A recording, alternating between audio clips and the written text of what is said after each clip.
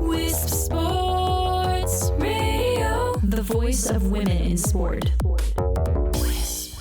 Hello, and thank you for downloading The Horse Show here on Wisp Sports. This is Season 4, Episode 7, and I'm Chris Stafford.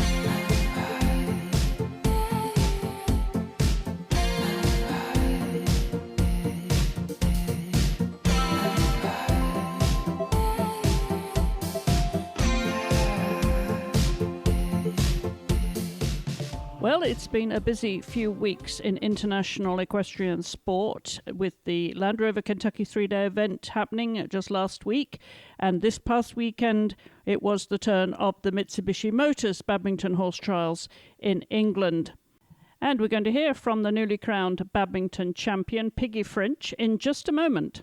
We also had Nations Cup happening, and there was the Kentucky Derby and the Kentucky Oaks that took place as well, which added a little bit of colour to the horse scene here in the US with a controversial conclusion to the Kentucky Derby, and the only female jockey took part in the Kentucky Oaks on Friday.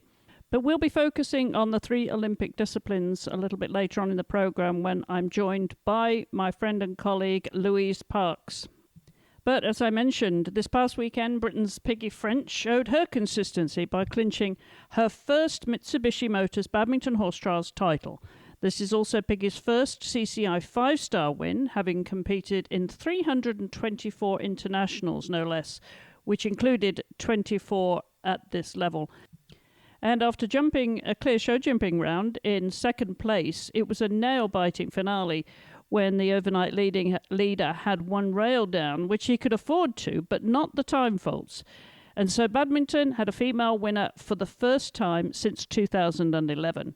And you may remember that Piggy also finished fourth at the Land Rover Kentucky Three-day event the previous week.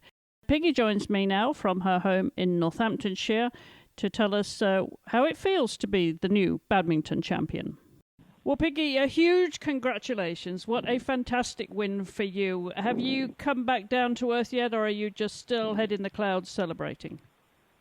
I'm very much still in the clouds, to be honest. I mean, it's feels pretty unreal. Still can't quite believe it, to be honest. But no, it's amazing. It's really fantastic for the whole team and for that little horse. It's very special. Yeah, clearly is obviously a wonderful partnership you had with her. But coming into this competition, you were flat out because you were over here for Kentucky. Then you had to race back to get her ready. You know, I suppose you went almost straight to Badminton, did you, from Kentucky? Yeah, we did. I landed back in England on 3:00 on Monday. And we actually arrived at Badminton first thing Wednesday morning. We usually go Tuesday, but I fancied one night in my bed, and the horse I thought would benefit from one more night in her field, because the more she's out in the field, the better. She's not the easiest of things to manage. So the weather was good and it was dry, so we both kept in our normal routine really the night before and went up Wednesday morning. Well, with being away, obviously you rely on the team. We all know it takes a village to do this sport, Piggy, and you needed obviously some help to prepare in those final days. How were you feeling about her preparation before you went to Kentucky? Pretty confident, really. I mean, she is what she is. I mean, it wasn't ideal me going away the week before, because she is tricky. However, my sister Nini is based at the yard as well, and you know, we've shared a yard together for years, so we know exactly how we like things to run and everything, and she, you know, was making sure that this horse was a priority for the whole time that I was away. And so I was pretty confident then to be able to go away and know that you know, she was being cared for as well as she possibly could, as well as she always is, because she's hard enough to manage, and so it's just giving her the time that she needed, which she got. Is she very marish then, Piggy, or just you know, has her own way of doing things and likes her own routine? Yes, pretty much, and she's just a very hot little blood mare. She's she can tie up at the very easily, things like that. She's always aware of just keeping routines the same, well warmed up. It's a bad time of year with the weather. 1 minute it's hot, 1 minute it's cold. It's just keeping everything totally the same, not working her hard enough, not letting her get too excited. It's just keeping her as level as possible. She's got little flat feet. You stand on anything half sharp and she knows about it, and so it wouldn't have been much fun for my sister, I have to say, being having her for 8 days or something, and to try and keep her right for badminton. Having said that, she's a very tough little mare. She's really hardy, so that sort of thing is on her side as well.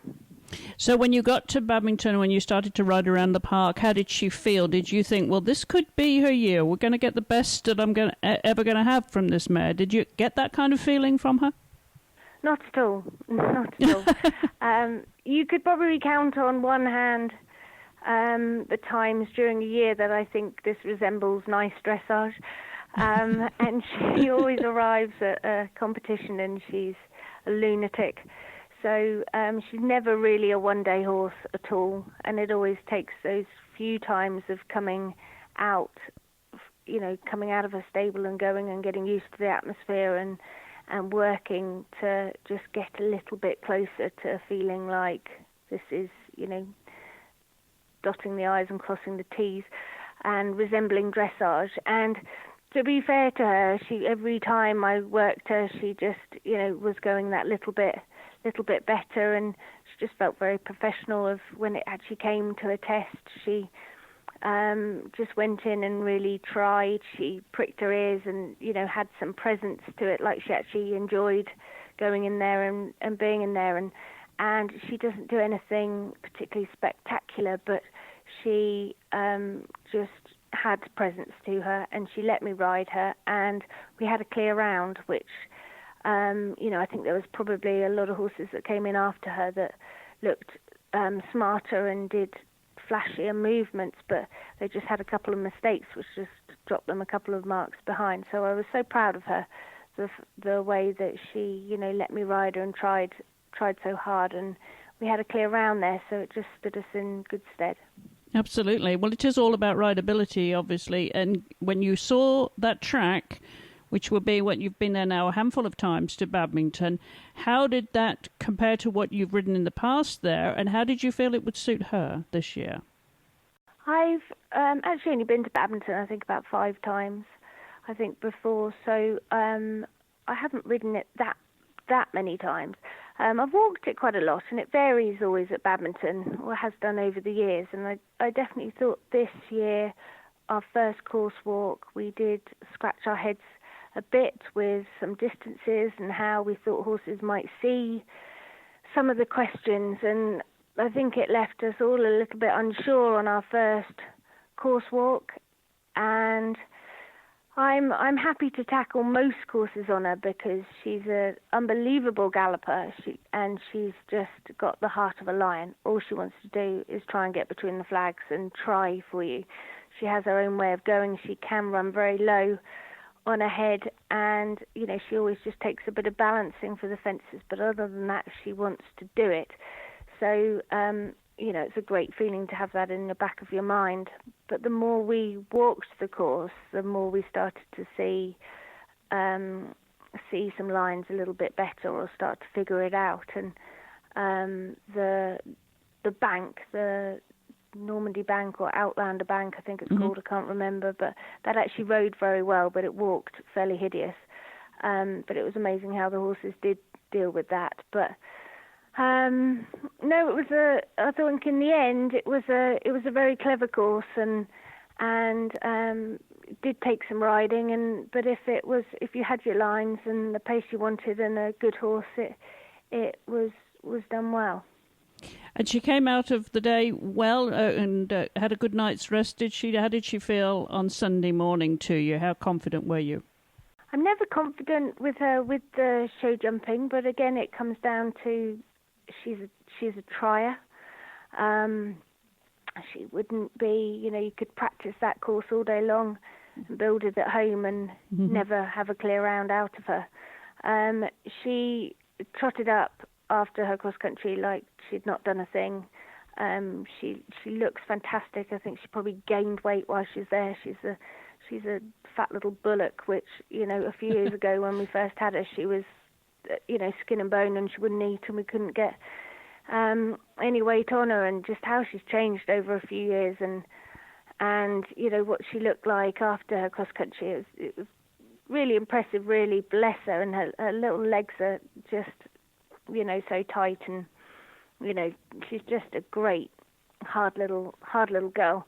So we were really pleased with that. But the show jumping, when I walked the course, I really thought it wasn't going to suit her at all, because there was a lot of related distances. It was all related distances on lines, and she's easier for me if I've got a course that you can twist and turn a bit and save time on just turning up to fences a bit sharper, because she does get quite flat and on her forehand and on her shoulder, and so that sort of course usually suits me better rather than long straight lines on related distances with a tight time. I just thought not a chance at all would I jump a clear round, and when she did, I just absolutely couldn't believe it. And I galloped around the arena like I had one, and just sort of punched the air and was so proud of her and gave her loads of pats. And I honestly believed that Oliver was going to win, but we'd given it our best shot, and I just felt that, for our own performance, we'd done everything we could, which in my eyes, to me, she was a winner. So I just had my moment in the arena then to sort of feel like we'd done the best we could. And but then, yes, as it happened, Oliver lost it on the, had his fence down, and then went over time, which is so unlike him as well. But he did an amazing performance on both horses, and I thought Ballamore class looked the winner all week, but just it's just how it happens sometimes, and such a fine line, and it fell my way, but that's how sport goes sometimes, and I'm certainly not complaining at the moment. Never will. Well, it certainly is. You had chased him in Kentucky to finish fourth there, and you chased him around Badminton as well. But that moment, Piggy, when you realised you won, you were off your horse and you were just waiting for that moment when you would find out if it was going to be all that you could. Oh, you did everything you could do, but to see if he had done everything he needed to do. So. Can you remember that moment when you thought, or did it just take a little bit to sink in when everybody else is getting so excited around you as well? I mean, it's an amazing moment. It is an amazing moment. It was disbelief to start with. It felt all such slow motion watching the clock tick down, him go into the red, and it's like, surely not. And then just looking at the score at the bottom when it got the 2 by his name, that, he then obviously finished second. And, the screams, I think I was stood with Claire Balding at the time, and she was just like, you've done it. And I was sat with, I was stood holding my little boy Max, who he hadn't been with me all week. He'd been with his godparents, so that was the first time I'd seen him since, for a few days, and obviously he didn't come to Kentucky either, and I've not spent much time with him, so that was just, in the moment he was there, and he was the only thing I was cuddling at the time, and I was like, oh my God, I just cannot believe this. So it was, he had no idea. He was interested in the tractors that were bombing around, cleaning up the practice show jumps in the warm-up, but it's just, yes, it did. You get pounced on by all your fellow teammates that were so pleased for me. I'm so lucky I've got such great friends in the sport, and Oliver's won loads, and I think, we all thought that he was obviously going to win, and so when he didn't. It's just lovely to have the support and kind words from lots of people and lots of, great people there sharing. Absolutely. Well, you've been very popular rider in the sport for a number of years now, Piggy, so I think everyone felt this was your time. The time has come. You've worked hard at this sport. You so deserved it, and it was beautiful to watch from start to finish every round. So congratulations again, and good luck with this mare. I'm sure she's enjoying her pasture again and doesn't really care what's around the corner. So we're not going to put you on the spot and asking what next for her, because first a holiday for both and some family time for you too. Yes, exactly. I mean, we're back out. I think we got 10 at Aston Walls on Wednesday and Thursday, and Chatsworth Friday, Saturday, Sunday. So, we don't have any time. I was back out riding this morning at 8 o'clock, going riding out and doing them all for the next one, and you get back into it pretty quick, but nothing will take away how special or what this means to me. Yeah, if you could sum it up in terms of where this fits in your career, obviously a career highlight, but how would you characterise it, Piggy? I think it's the best of the best, I think, to win badminton. I think if I was asked what event would I like to win the most, I think badminton, the history of it and everything. I love Burghley as a event, and Burghley's probably my favourite event, but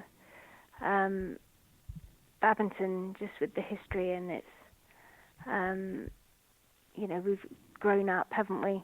Mm-hmm. All just being aspired to get to badminton, ride at badminton, and try and win at badminton, and so it's definitely will be my career highlight. Absolutely, the one to win. Well, again, huge congratulations, Piggy, and enjoy the honour now of being a badminton champion for as long as you can. I will do. Thank you very much. Yeah, thanks for taking the time to come on the programme. Really appreciate it, Piggy. Piggy, thank you. No worries. Thank you. Joining me now is Louise Parkes, a long-time friend and colleague and Irish journalist, as well as writes some of the press releases for the International Equestrian Federation. Louise, welcome back to the programme. Great to be here. Thank you, Chris. A busy time for you now. We hardly seem like we've got past the World Cup finals in Gothenburg. Lovely to be back in Gothenburg for you there, obviously covering both the dressage and the jumping. And then we've got so much that's just been happening with the start of the spring season. The big 3-day events, of course, been happening. It's just all coming at us at once now before we start on the Nations Cup show jumping started. I mean, where do we begin? Shall we just do a little recap of what your biggest takeaways were from the World Cup finals? Oh, well, obviously the extraordinary dominance of Isabel Wurth, but the quality of dressage generally at the World Cup finals in Gothenburg was really quite inspiring. I don't think I've been as excited about a World Cup final for either dressage or jumping in my entire life. Everything was kind of edge of the seat. There was so much hanging in the balance all the time. Nothing was for sure. Isabel Wurth won, obviously, but Laura Graves gave her such a great run for her money. And my goodness, Chris, I was so seriously impressed by all of the US contingent in the dressage. Great girls, great riding. It's interesting how American dressage has crept up over recent years, not least of all thanks to the leadership of Robert Dover, and now, of course, Debbie McDonald taking over from Robert as chef de keep. But I think what they've done, it seems to me, not only have they had the trainers come from Europe, they've spent time in Europe, but they've also had an increase in the standard of competition in Wellington during the winter at the Global Dressage Festival, where anybody who does dressage at that level, they're going to spend the winter down there, and they are going to be competing against some of the Europeans as well. Yeah, I mean, obviously the standard has improved.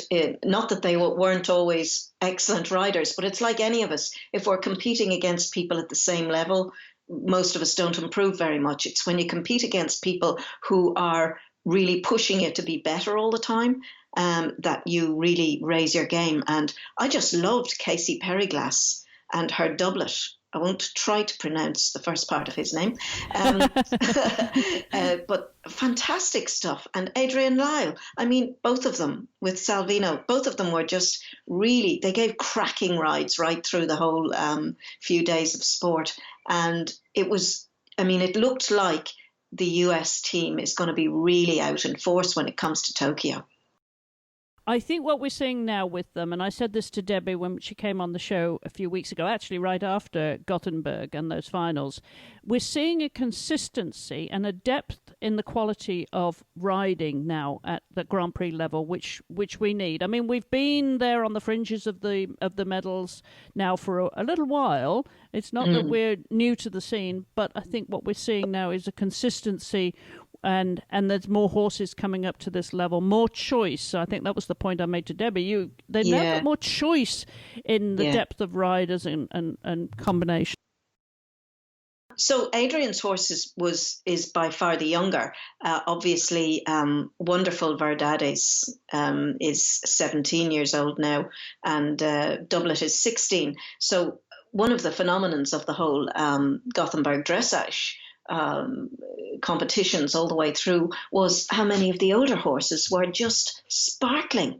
I mean, Verdades was brilliant, absolutely brilliant. And loads of, I think 5 17-year-olds in the top good That's few. That's amazing, yeah. Quite amazing. So God be with the days when horses were well finished by the time they got to that kind of age. Now they're still fit, they're well, they're almost at their best when they're older, and that's lovely to see as well.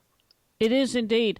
And I think what's exciting now, we're in that Olympic cycle, as you say, Tokyo next year, Tokyo 2020 is what everybody's aiming for. They're planning now. We're in that cycle where the European Championships are happening for everybody in Europe. And over here, we've got the Pan Am Games, of course, which is a vital qualifier for some of those teams that didn't manage to qualify at the World Equestrian Games in Tryon. So this is, and these are different horses now that are going to be going, obviously, to Pan Am's, not necessarily the same horses that would go to Tokyo. And that applies not just to dressage, but to eventing and show jumping, of course. But let's just stay with the dressage, because you've got some exciting news about some countries that you wouldn't expect to be going to Tokyo or will be going to the European Championships. The Europeans, at any rate. Well, we're all kind of jumping up and down with excitement here because Judy Reynolds has provided such a great boost to our sport here in the last few years because she's competing at the very, very top level. She's now in the top 20. She's gone up to number 19, I think, in the rankings with her brilliant JP, or Vancouver K as he's known. So she's been very inspirational, and it's really given everybody a boost here. But weirdly and wonderfully, during as Judy is enjoying, being at the top of her game with a 17-year-old horse, may I say, along comes Heike Holstein, who was the previous big name we had here, along with Anna Marvelt, who is also very successful, both of them Olympians. Heike has been out of the sport at top level for nearly 13 years. That is a very long time. Raising her two children, not with a horse that kind of would get to that level, but she bred this lovely mare called Sambuca, bred her, has her at home, and over the last few months has gotten qualifying scores for the European Championships. She's right back in the game, and it's brilliant to see it. And young Kate Dwyer, well, relatively young, she's in her 30s.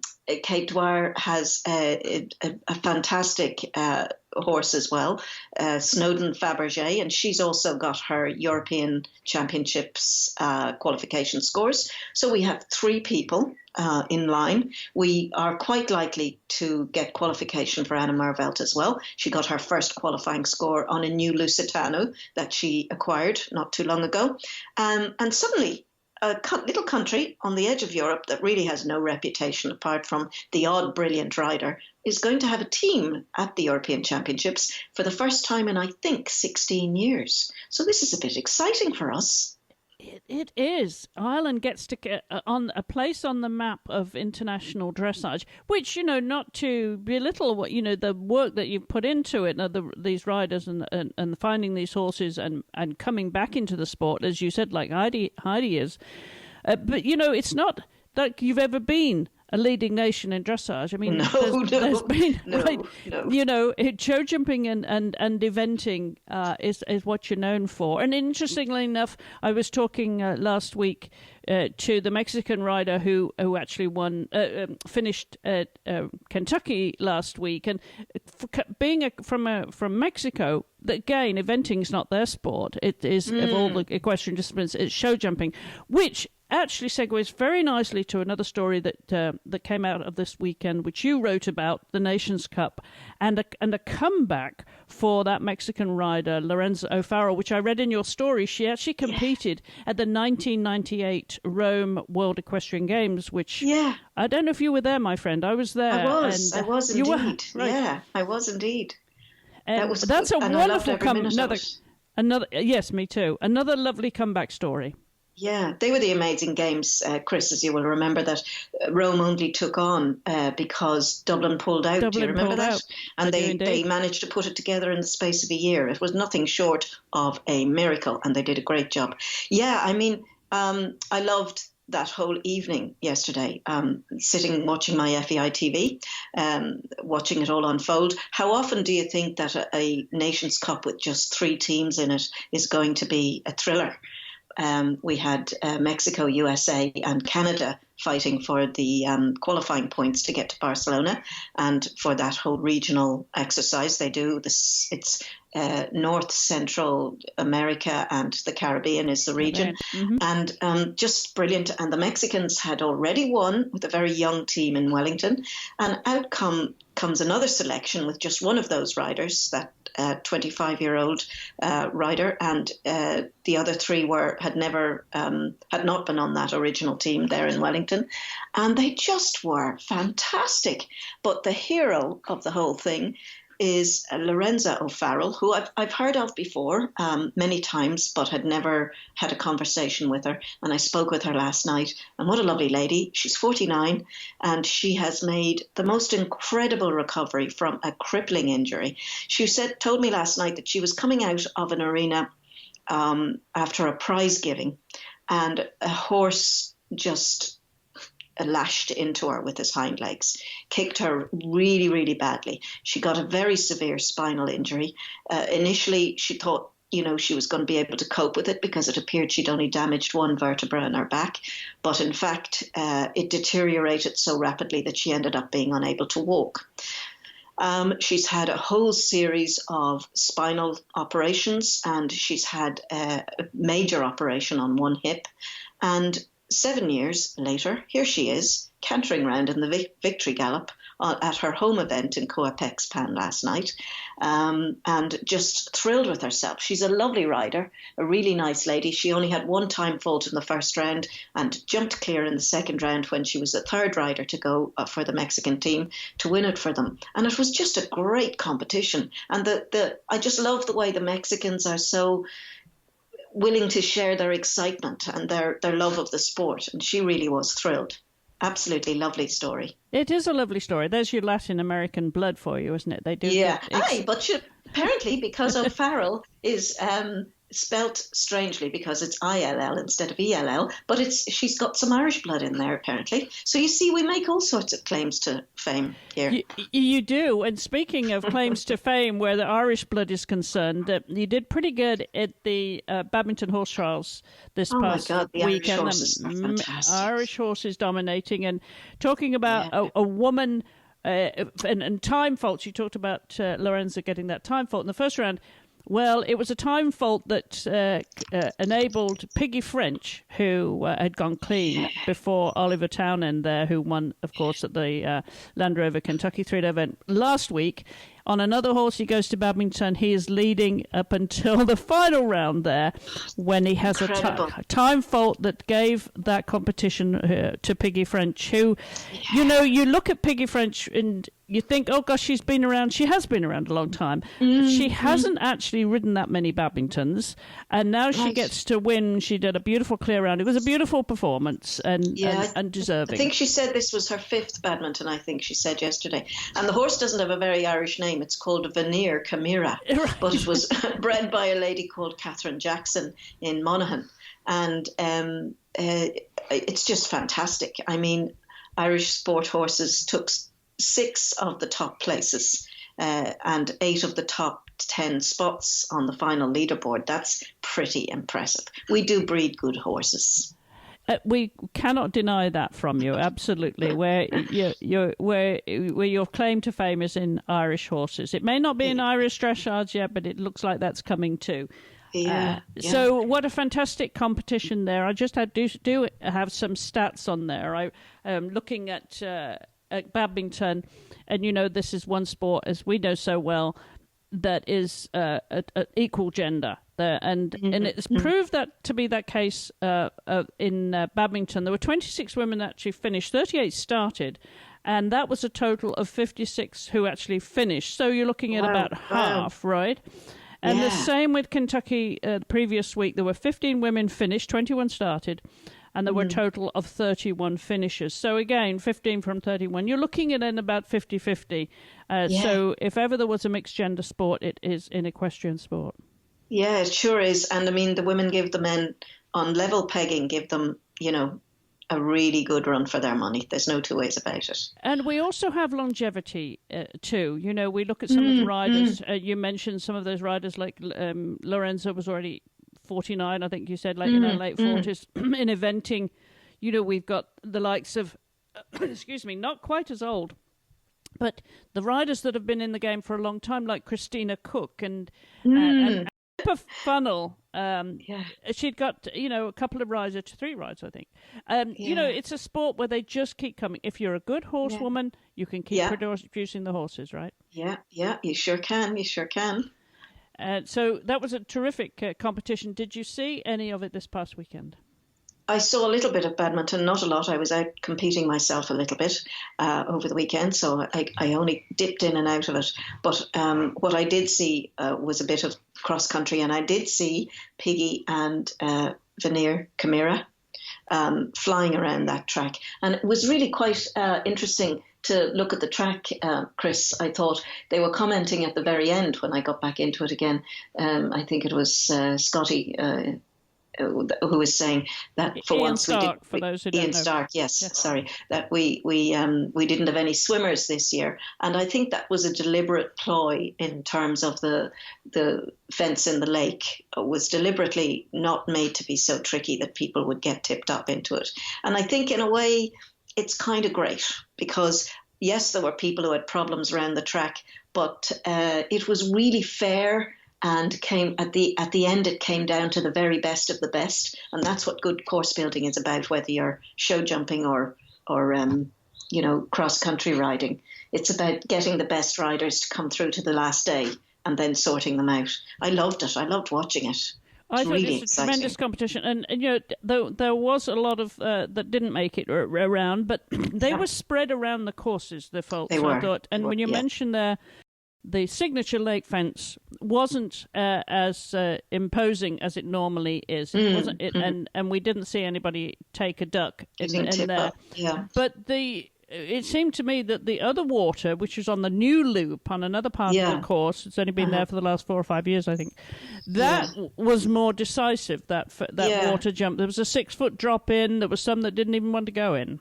Yeah, it was quite influential. It was there wasn't much water to jump into. I don't think it was very deep or anything, but it was a spooky long drop and also on a downhill run, which is never nice. Right. And I did notice that it took a few of them out all right, and then a tricky turn, a tricky left-hand bend then to your next fence. So if you got disorganized, you were probably going to wing past it. But I just liked I liked the way it was composed in that I felt, although, I mean, so scary, the size of those fences, I wouldn't jump the bottom pole of any of them. I liked the look of the whole thing. I'm still not a great skinny fan, though. I'm sorry. I'm very old-fashioned. I'm not a big fan of skinny fences on cross-country tracks. But that seems to be the order of the day now. It does. We've gone that way with them, and I agree with you. I like the big, bold, galloping fences that really open the horses up. Or even having a skinny option in a big, wide fence, so that they have to jump between the flags on a skinny piece of a bigger fence. But to me, it goes against the laws of nature to ask a horse in an open area to jump one tiny thing in the middle of that open area. But then, as I say, I am old-fashioned in my attitude. You know, we mentioned a moment ago about 2011 being a significant year. We now have a number one rider topping the eventing rankings, Ros Canter, who of course is our new world champion from Tryon, which is fantastic. The last time a woman was topping those rankings was Mary King, 2011, which was when the last time that we had a female rider winning the Kentucky three-day event. Wow. And interestingly enough, her daughter Emily was competing at Badminton this year. Now, you talk about those big galloping fences, and she paid the price of not riding a big, wide oxer with the kind of pace that you need. And she took a tumble early on in the course, unfortunately. Yes, didn't see that. Yeah, but they were fine, but it was early on in the course, and it spoke to experience there. You know, you can't jump one of those big, wide, imposing oxers at Badminton at a slow gallop. You've got to give it pace. Yeah. Don't we ask such a lot of them, though, those amazing horses, you know, that you know, they have to be so adaptable. That's what's amazing. I know the reason for the skinnies is to a large extent to slow down the rate of operation around a track. But I just think it's amazing that the best of them are so good at galloping down to huge fences, steadying up for something that needs a little bit more thinking about, and the courage they show and the willingness are just extraordinary horses, event horses, really, especially the ones at the very top.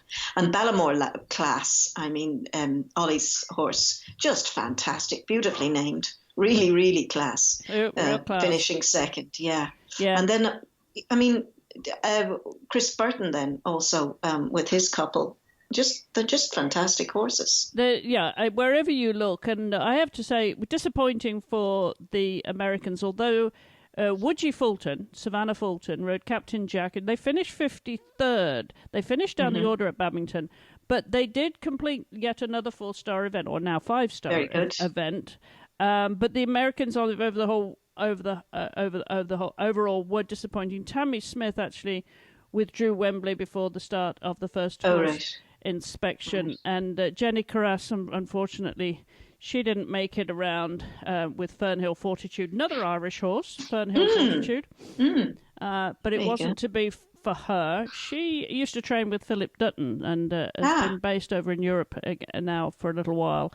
A lot of them going over there to get experience, but hopefully they will have taken away lots of lessons from this year's event. Now, if you watched the Land Rover Kentucky three-day event, you'll know what a sizzling competition that was too. We must, before we move on from eventing, talk about Piggy French not only winning the Mitsubishi Badminton Horse Trials, but she last week was over here in Kentucky and she finished 4th on her World Equestrian Games horse, Quarry Crest Echo. So she was second after dressage with that horse and had a bit of time on cross country. But again, a wonderful performance. Yeah, wow, fantastic riding. Those girls and boys just must be so fit. That's all I'm thinking, to be able to go out and give it their all in Kentucky one week and then not exactly coming back to the smallest event in the world by facing into badminton. Unbelievable fitness. Fantastic. No time for jet lag. No, certainly not. I'm sure, they're as tired as any of the rest of us, but they just have the grit and the determination, which was what that story about Lorenza O'Farrill last night reminded me so much of, how much can be achieved if you just stick with it and go through all the tough stuff. Sorry to change the discipline we're talking about here, but she told me last night that when she was going into hospital for one of the major operations she had to go through for her spine, her husband at that stage had taken over the horse that she had been riding. She had been helping him with the horse that she brought actually to Queen's Darling, I think it's called, that she rode last night. And he promised her that he wouldn't do too much with the horse, that this would be the horse that would bring her back into the sport. And that's exactly what happened. So that's a nice thing to be thinking about. And it gave her the courage while she was going through an incredible recovery period to have the drive to keep going because she wanted to get back on this horse. And that's what they do for us. But what courage that girl shows. Yes, just absolutely. Wonderful determination. And, you know, I mentioned that I spoke to the Mexican rider, Daniela Miguel, last week for the show. And I called that show Where There's a Will, There's a Way. Queen's Darling is Lorenza's horse. Queen's Darling. Yeah. So we had, again, another rider, you know, saying, you know, where there is a will, there's a way, because these riders certainly do find a way to come back, you know, even if they have not had a top horse, like Grand Prix horse or a 5-star horse for a while. Pippa Funnell is one that's proved that. And you know, I know she's been breeding a lot of good horses and selling them as well, but she's found, you know, a way to produce the best out of a horse and bring it back to top level. Yeah, it's brilliant. And that's like Heike, a long time out of the sport, but you've either got it or you haven't. And if you've got the determination to go with the bit of talent you've got, you know, you can really make amazing things happen.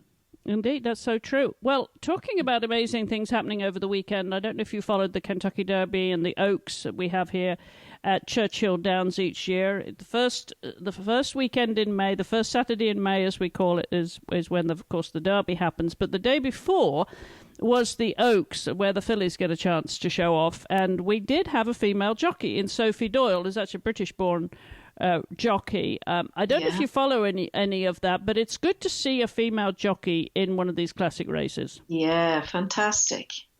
Yeah. There's a female jockey won at Cheltenham as well and made a really big splash. And girl, it's such a tough world, the racing world, for girls to actually, you know, make a go of the sport, isn't it? It really is. You know, and I think over the years, it's not that we've seen a large increase. I mean, there are women jockeys, but there's not a huge increase in them over time, is there? No. I mean, it's really always been male-based sport. So tell us the story about this girl. Well, I don't know a great deal about her, except, you know, I was talking to my friend and colleague Donna Barton Brothers, who does the NBC coverage here for us at the Land Rover Kentucky event, and also she is that rider who gets to talk to them, the jockeys, first of all. She gets on a horse herself, and she's down at the finish when they pull up, and she gets to be the first one to talk to them and get their reactions to their ride. And so she rides along beside them and holds a microphone. Is that how it works? That's right. Wow, brilliant idea. I've told her they need to do the same for her at the Land Rover Kentucky 3 days. Yeah, fantastic idea. She just stands in the arena to talk to the winning rider there. But she's been doing this at Churchill Downs. She used to be a jockey herself. Her mother was a jockey too. And I spoke to Donna at the Land Rover Kentucky Three event. We talked about the competition there, and she talked about Sophie Doyle being the only woman and to watch out for her. Well, in the end, she finished in the middle of the pack. But then, you know, she gets a mention that she's the only woman in the race. But I think overall, because women are not winning the big races, they don't get to make headlines in the sport as they deserve to in many cases. Right. Yeah. Bryony Frost is the girl who won in the Ryanair chase in Cheltenham, and it caused a really big buzz. It's just lovely, but it's a tough game, and fair dues to the girls that can, you know, make a go out of it. It can't be easy. No, it certainly isn't easy for them, and they're made of special stuff, those girls. So good luck to Sophie and all the other female jockeys out there as well. We hope to tell more of their stories. Before we go, Louise, let's just look ahead. As I said, it's all happening now. Spring season, we've just had 2 of the classic 3-day events that have taken place now. Show jumping is going outside now with the Nations Cups. And before we know it, you're going to be off to the Piazza di Siena in Rome, no doubt. I will indeed. That classic Nations Cup, that classic show in Rome. And talk a little bit, because there's Le Ball as well. Le Ball is Friday week. Le Ball comes up on Friday week, and that's going to be a biggie. It's always such a great show. It's in such a fantastic venue. I love it. And I'm not going, sadly. I'll be watching it on FEI TV.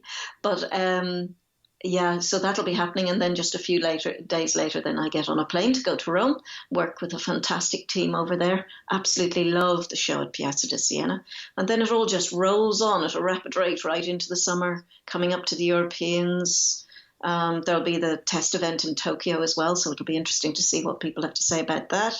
Lots of questions about accommodation and facilities and venue, but I think it's looking really good. I think got to kind of wait and see how that all rolls out. And the year just rolls on at such a rapid rate, and you get to the end of it and you think, where did that go? Indeed. And as you were talking about the European Championships happening on your side of the pond, we have the Pan American Games, of course, happening over here. Qualifications for Tokyo to be finalised, to be decided here for those teams that didn't make it already to qualify. So it's going to be a really exciting year of competition. I just want to get from you before we go here, Louise, some riders that you know, some of the women that you've been watching, apart from the ones we've mentioned, who you're excited to watch through this summer. Well, obviously, I'm very keen to see how our Irish girls do in dressage over the summer. I'm a big supporter of raising the level of the sport here in Ireland, and I'm really excited to see them working towards the Europeans. I think the European Championships themselves are going to be fascinating. There's got to be, there's kind of been an order now for quite a long time. I'm wondering what the Brits will do when they come back out again. Can't wait to see Charlotte Dujardin going, in whatever it is that she's going to be going in with her lovely mare. So that's all going to be fascinating to watch. On the show jumping front, I was so disappointed when Beezy didn't kind of feature a little more strongly at the World Cup in Gothenburg, because I'm a huge Beezy fan, Beezy Madden. So I'm going to be fascinated to see how kind of her year runs through here, because everything this year really is about building up now to Tokyo, isn't it?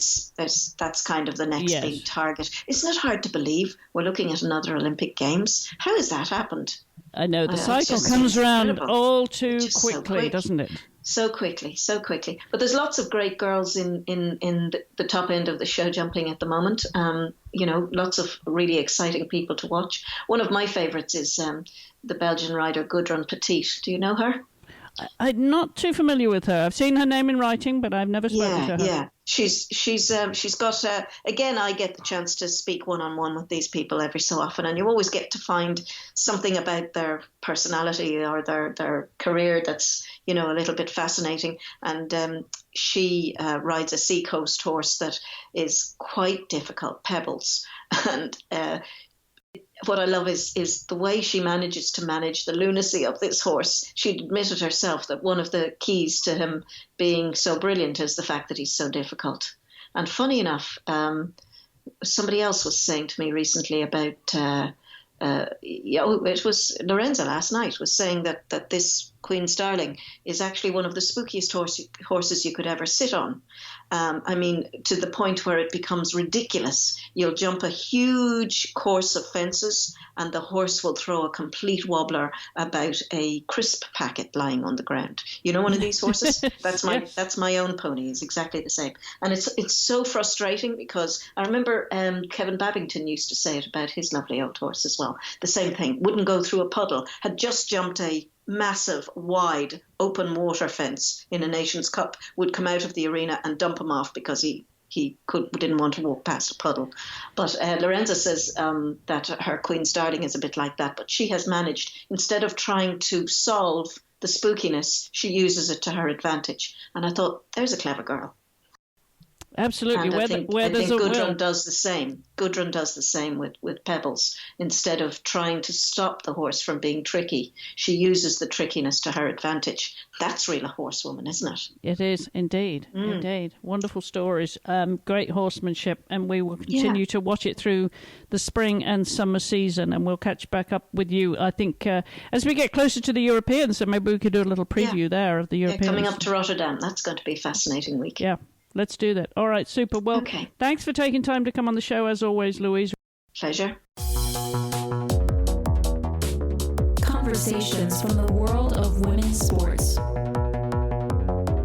This is Wisp Sports Radio. And And that's a wrap for this week. Do join me again next week when we'll be talking more international equestrian sport. In the meanwhile, be sure to follow us on social media at Wisp Sports, and you can find a lot more conversations from around the world of women's sports by going to our website at wispsports.com, and also by subscribing to Wisp Sports on your podcast app. Until the next time, thanks for listening and supporting women in sport everywhere. Goodbye for now.